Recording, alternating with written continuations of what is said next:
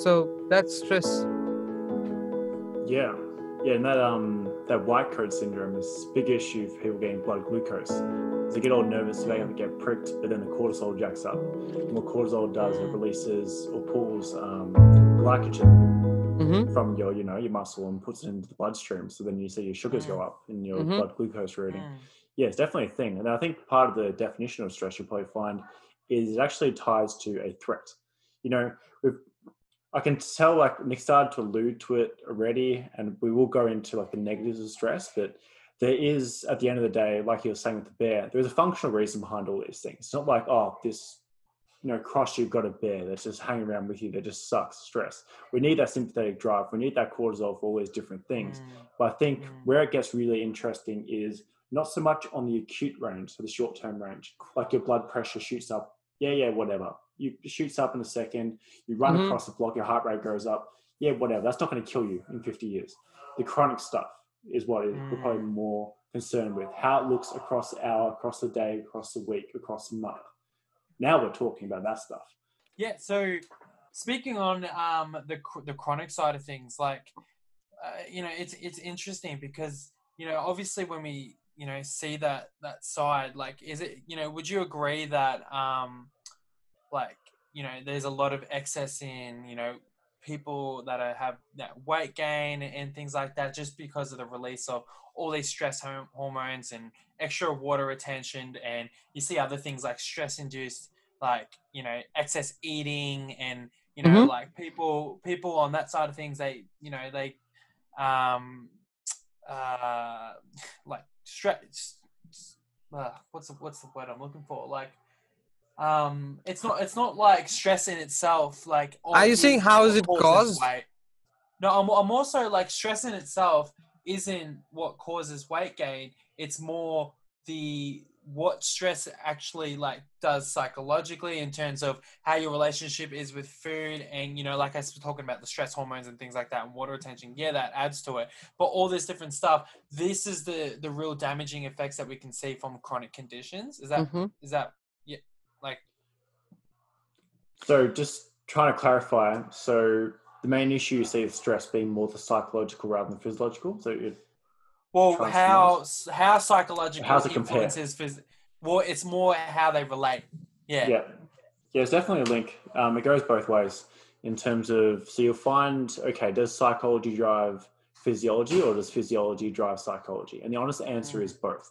You obviously have an example of, you're stressed and there'll be physical changes afterwards. There's even weird studies like you'll put water drops underneath people's eyes and actually starts to induce feelings of sadness. Even if they weren't sad, that's more an idea of physiology can affect psychology. And it's all interrelated, to be honest. You can't look at the body. And look, we are probably going to start talking about individual systems today, but the big truth is they're all kind of integrated. Like your insulin will affect your leptin, which will affect your thyroid, which will affect, like, things you're not even thinking about, like your digestion, like genuinely different systems, But back to the question more specifically to you, Nick, there is a definite strong mechanism of, psychology in terms of like you're stressed. So particularly if people's stress are high, what you might see people sometimes do is look for something to bring it back down. And on an acute level or a short-term immediate level, there's ways you can do it, but one of the, probably not the best ways, but then again, better than cocaine, ways of just mitigating it is potentially eating. You get Stress eating. You get the enjoyment, you get to sit down, you get the good taste in your mouth. You also get neurotransmitter benefits. Your serotonin jacks up if you're eating something, carbohydrate dense and sweet, and shoots up tryptophan and the like. So it can kind of like, okay, we're in a situation where something was not so good. We had a stressor and we had a solution.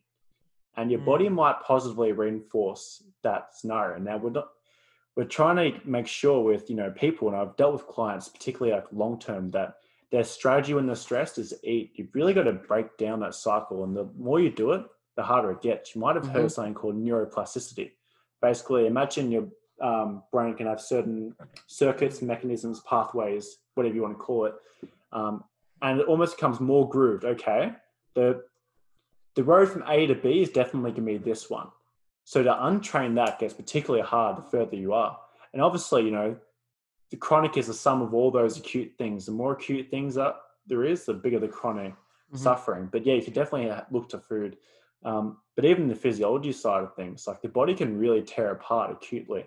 Just on the physiology, doing your best to separate psychology, it's hard, I know. But it can really fall apart that way. You know, you see that in a big way in sex hormones in particular. Like, what about the opposite end? Like, you know, stress causes weight loss. You know, could that be as the result of, you know, they just choosing not to eat and due to the fact that they're in such a calorie deficit? Yeah. So if we're talking more about cortisol in particular, so when I was talking about the mechanism of I'm stressed, I eat, that is definitely more psychology based rather than physiology based. When you're stressed, the normal thing is not to be hungry. Like you're kind of talking about with the saber-toothed tiger or the bear chasing you. That's not the time you think about food. You think about other things usually. Because usually, again, cortisol brings, you know, glucose into the bloodstream and it can give a feeling of satiation. Basically, not thinking of eating, like your digestive parasympathetic state isn't bumping away as well as it could be, which might be part of the reason you look to eat more, along with like, you know, leptin and ghrelin and the like. Nick doesn't like the weight loss that you're talking about under stress. Does it not fall light when you compare it to the weight gain that is caused more from the binge eating, which is caused by stress? So binge eating outweighs the amount of weight actually being lost by stress. In that way, you end up Correct. at the end of the cycle. You end up gaining more rather than what you've lost.